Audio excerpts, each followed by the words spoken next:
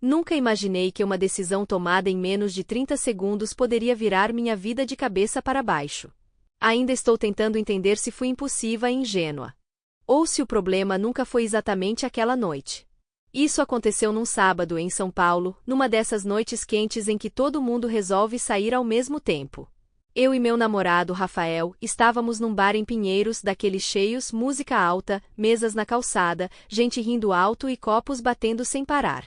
Era uma reunião com os amigos dele, colegas da faculdade e do trabalho, gente que eu já tinha visto algumas vezes, mas com quem nunca criei muita intimidade. Eu lembro exatamente do momento em que algo me incomodou. Não foi um grande alarme, foi mais um arrepio estranho. Fui ao banheiro e quando voltei passei perto do estacionamento lateral do bar. A iluminação era fraca, aquelas luzes amarelas que mais criam sombra do que clareiam. Foi aí que eu vi. Um homem estava claramente muito bêbado. Não era bebeu demais e está rindo alto. Era aquele estado em que a pessoa mal consegue ficar em pé. Ele estava sendo arrastado por dois caras que eu nunca tinha visto antes. Um segurava o braço dele, o outro praticamente empurrava o corpo mole em direção a um carro preto parado ali perto. O homem murmurava algo, palavras soltas, sem força. Em nenhum momento parecia consciente do que estava acontecendo. Eu parei. Fiquei observando por alguns segundos, tentando convencer a mim mesma de que talvez fossem amigos ajudando. Mas algo não encaixava. Eles estavam apressados demais. Não falavam com ele, só reclamavam entre si. E, o mais estranho, ele tentou se soltar. Fraco, descoordenado, mas tentou. Meu coração começou a bater forte. Pensei em Rafael. Pensei em chamar alguém. Pensei em ignorar e voltar para a mesa, fingir que não vi nada, como muita gente faz. Mas eu não consegui. Voltei rapidamente para dentro do bar e falei com um dos seguranças. Minha voz saiu trêmula. Expliquei o que tinha visto, apontei o local, descreve o carro. Ele não me questionou. Apenas assentiu e chamou mais dois pelo rádio. Tudo aconteceu rápido depois disso. Os seguranças foram até o estacionamento, pediram explicações, bloquearam a saída do carro. Os caras começaram a se exaltar, dizendo que era amigo, que não tinha nada demais. O homem bêbado acabou sentando no chão, confuso, enquanto alguém chamava uma ambulância. As pessoas começaram a olhar. O clima mudou. O bar inteiro parecia prestar atenção. E então eu senti a mão de Rafael no meu braço. Foi você que chamou a segurança? Ele perguntou com um tom que eu nunca tinha ouvido antes. Quando eu confirmei, o rosto dele fechou completamente. Você tem ideia do que acabou de fazer? Ele disse baixo, mas cheio de raiva. Você criou um escândalo desnecessário. Tentei explicar. Disse que achei estranho, que fiquei com medo, que parecia errado. Ele nem me deixou terminar. Aqueles caras são conhecidos de um amigo meu. Agora todo mundo vai achar que eu ando com criminosos. Naquela noite fomos embora em silêncio. Eu achei que com o tempo ele entenderia. Achei que no fundo ele veria que foi melhor prevenir. Mas, olhando para trás, acho que aquela foi a primeira vez que eu realmente vi quem era o Rafael. No dia seguinte, acordei com aquela sensação pesada no peito, como se algo tivesse quebrado e ainda estivesse espalhado pelo chão. Rafael já estava acordado, mexendo no celular com a cara fechada. Nem um bom dia.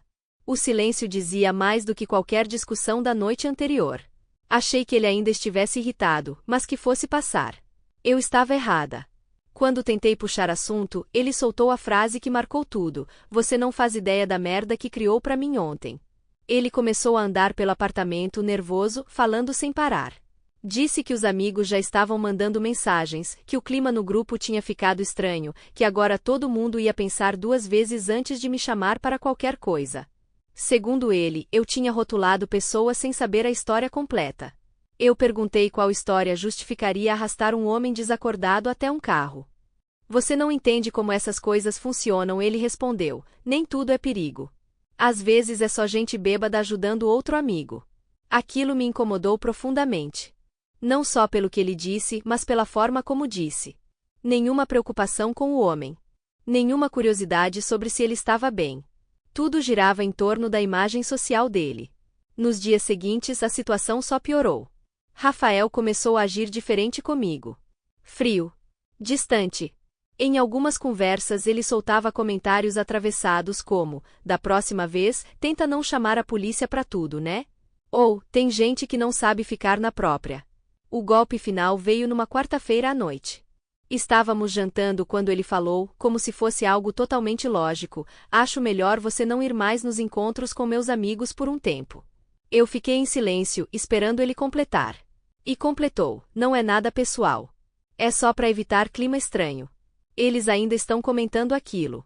Naquele momento eu senti algo mudar dentro de mim. Não era mais culpa nem dúvida. Era clareza. Comecei a lembrar de outras situações que eu sempre ignorei. Piadas desconfortáveis que ele ria junto. Comentários minimizando histórias de mulheres que passaram por situações estranhas. Aquela mania de dizer isso é exagero sempre que alguém demonstrava medo. Tudo começou a se encaixar. Alguns dias depois, encontrei uma das namoradas de um amigo dele, Juliana, por acaso, num café perto do trabalho. Ela me reconheceu, sentou comigo e depois de alguns minutos de conversa constrangida soltou: eu fiquei aliviada quando você chamou a segurança aquela noite. Meu coração disparou. Ela me contou que o homem bêbado não conhecia direito aqueles caras. Que ele tinha chegado ao bar sozinho, que alguém tinha visto ele passando mal antes. Que depois da confusão, descobriram que o celular e a carteira dele tinham sumido. Quando cheguei em casa, confrontei Rafael com isso. Ele suspirou cansado, como se eu estivesse insistindo em algo irrelevante. Mesmo assim, você não devia ter se metido, ele disse. Às vezes é melhor não comprar briga. Foi aí que eu percebi, não era sobre aquela noite. Era sobre valores. Sobre o que cada um considera aceitável ignorar para não arrumar problema. Desde então eu me pergunto: vale a pena estar com alguém que prefere o conforto social ao bem-estar de um estranho, e que me vê como um problema por fazer o que achei certo? Depois daquela conversa, nada voltou ao normal. Na verdade, acho que nunca existiu um normal de verdade, só uma versão confortável que eu aceitava sem questionar. Rafael começou a sair mais sozinho. Dizia que precisava esfriar a cabeça, ou que os amigos tinham combinado algo de última hora. Eu não perguntava muito, mas sentia. A casa ficou estranha, como se eu estivesse ocupando um espaço que já não era meu. Ele falava menos, me tocava menos, e quando falava, quase sempre era com aquele tom de quem está sendo paciente à força. Uma noite ele chegou bêbado. Não completamente fora de si, mas alterado o suficiente para deixar escapar coisas que normalmente ficavam escondidas. Sentou no sofá e disse, olhando pro nada: você não entende como o mundo funciona. Às vezes é melhor fingir que não viu. Aquilo me deu um nó no estômago. Perguntei se ele estava falando daquela noite. Ele riu, um riso curto, sem humor: daquela noite, de você, de tudo. Você sempre acha que tem que fazer a coisa certa. Isso cansa. Foi como levar um tapa sem contato físico. Porque, pela primeira vez, ficou claro, ele não estava bravo por eu ter chamado a segurança. Ele estava bravo porque eu quebrei o acordo silencioso que ele tinha com o mundo, o acordo de não se envolver, não questionar, não se comprometer. Nos dias seguintes comecei a prestar atenção em coisas pequenas. Mensagens no grupo dele cheias de piadas pesadas. Comentários sobre gente que se mete onde não é chamada. Uma vez, ouvi ele dizendo ao telefone que eu era intensa demais e que aquilo tinha virado um problema. E aí veio o estalo final. Recebi uma mensagem de um número desconhecido. Era o próprio homem daquela noite. Ele tinha conseguido meu contato através da Juliana. A mensagem era simples, educada, quase tímida. Ele agradecia. Dizia que, se não fosse a intervenção da segurança, não sabia o que poderia ter acontecido. Confirmou que tinha sido roubado. Disse que demorou dias para processar tudo, mas que precisava agradecer a única pessoa que se importou. Eu chorei lendo aquilo. Mostrei a mensagem para o Rafael. Esperei alguma reação, qualquer coisa. Alívio, reflexão, talvez até um pedido de desculpa. Ele apenas deu de ombros: ainda acho que você exagerou. Naquele momento, entendi que não havia mais nada a discutir. Não era falta de informação. Era escolha. Ele escolhia não se importar. Terminamos alguns dias depois. Sem gritos, sem drama. Só um cansaço profundo. Ele disse que eu merecia alguém menos complicado. Eu não discuti. Hoje, olhando para trás, sei que aquela noite não destruiu a vida social dele. Ela só expôs algo que já existia. Eu não perdi um namorado por chamar a segurança. Eu me salvei de passar anos ao lado de alguém que vê empatia como defeito. Ainda penso nisso às vezes. Em como é fácil chamar de exagero aquilo que nunca nos colocou em risco. Em como o silêncio também machuca. E em como, mesmo com medo, eu faria tudo de novo.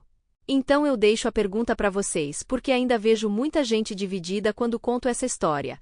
Vocês acham que eu errei por me envolver, ou acham que o verdadeiro erro é aprender a ignorar quando algo claramente não está certo?